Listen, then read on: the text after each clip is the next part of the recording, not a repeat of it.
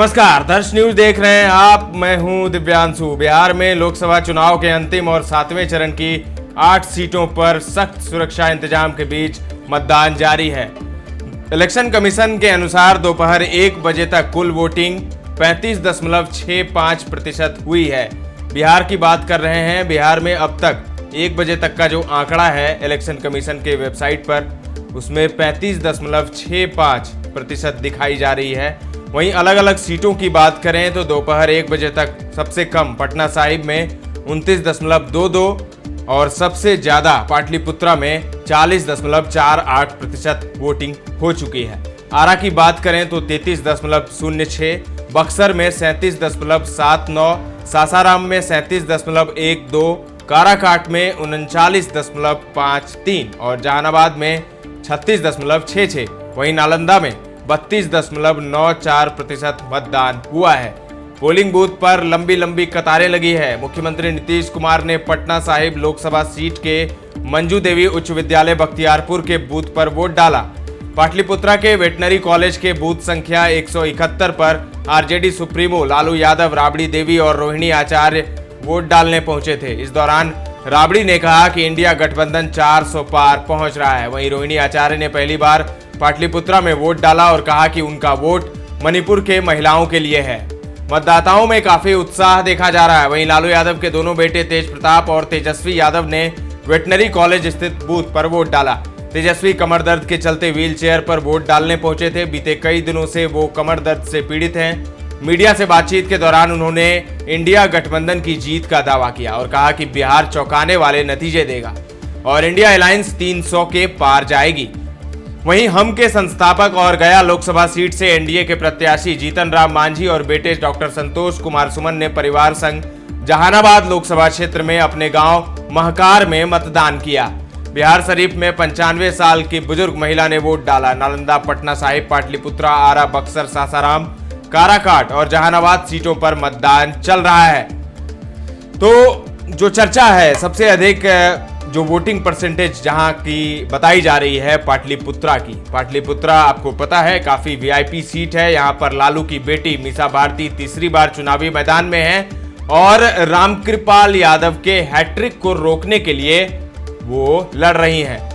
रामकृपाल यादव एक समय लालू के बेहद खास माने जाने वाले रामकृपाल यादव बीजेपी के टिकट से चुनाव लड़ा उन्होंने और लालू की बेटी को हराया था।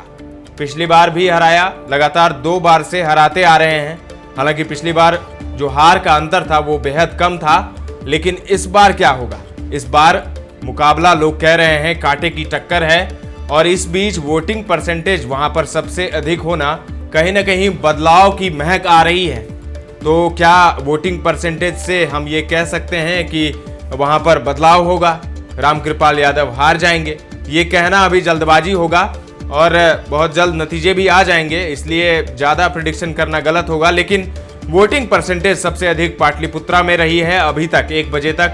तो इसीलिए जानकार कह रहे हैं कि पाटलिपुत्रा में कहीं मीसा भारती पटकनी न दे दे रामकृपाल को। अब देखिए क्या होता है। अगर रामकृपाल जीतते हैं तो उनकी हैट्रिक होगी, वहीं अगर मीसा भारती जीतती हैं तो फिर वो रामकृपाल के हैट्रिक को रोक देंगी। वोटर काफी उत्साहित हैं पाटलिपुत्रा में, शुरू से ही उत्साहित थे और पाटलिपुत्रा में आपने देखा था कि जनसभाओं का दौर चला था। तेजस्वी यादव ने जनसभा वहां पर की थी, राहुल गांधी पहुंचे थे और पीएम मोदी ने भी वहां पर जोर लगाया था। पीएम मोदी पहुंचे, अमित शाह पहुंचे, तमाम दोनों तरफ से, चाहे एनडीए हो चाहे इंडिया गठबंधन हो, दोनों ने वहां पर अपनी पूरी ताकत झोंक दी थी। तो अब पाटलिपुत्रा में क्या होगा? क्या रामकृपाल जीतेंगे या फिर मीसा भारती बाजी मार लेंगी? लेकिन जो वोटिंग परसेंटेज आ रहे हैं 40% सबसे ज्यादा पाटलिपुत्रा में, तो ये कहीं ना कहीं लग रहा है कि बदलाव वहां पर हो सकता है। हालांकि अभी कुछ कहना जल्दबाजी होगी। अभी शाम तक वोटिंग होगी वहां पर और नतीजे भी जल्दी ही आ जाएंगे। बस 3 दिनों का इंतजार कीजिए और 4 जून को नतीजे आ जाएंगे। फिर पता चल ही जाएगा कि पाटलिपुत्रा में किसकी दाल गलती है और कौन वनवास को जाता है। क्योंकि मीसा भारती अगर यहाँ से तीसरी बार भी नहीं जीतती तो फिर उनके राजनीतिक करियर के लिए एक खतरा होगा। रामकृपाल तो 2 बार जीत चुके हैं, तीसरी बार वो लड़ रहे हैं और उम्मीद भी है उनको कि तीसरी बार भी वो जीतेंगे, हैट्रिक लगाएंगे। दोनों तरफ से पूरी जोर आजमाइश हुई है और आज वोटिंग का दिन है, लोग मतदान कर रहे हैं। ऐसे में सबसे अधिक मतदान पाटलिपुत्रा में हुआ है। मतदान वाले संसदीय क्षेत्रों में 80,000 से अधिक सुरक्षा कर्मियों की तैनाती की गई है। इनमें 60,000 अर्धसैनिक बल और 22,000 से अधिक गृह रक्षक शामिल हैं।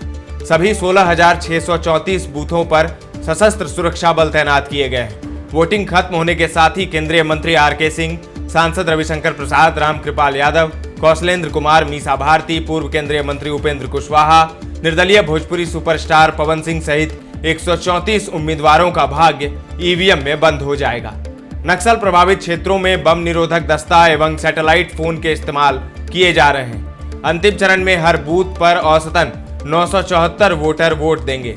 कुल 1,62,04,594 मतदाता अपने मताधिकार का इस्तेमाल कर रहे हैं। इनमें 85,01,620 पुरुष हैं, 77,02,559 महिलाएं हैं। 7वें चरण की वोटिंग के हर अपडेट के लिए देखते रहें दर्श न्यूज।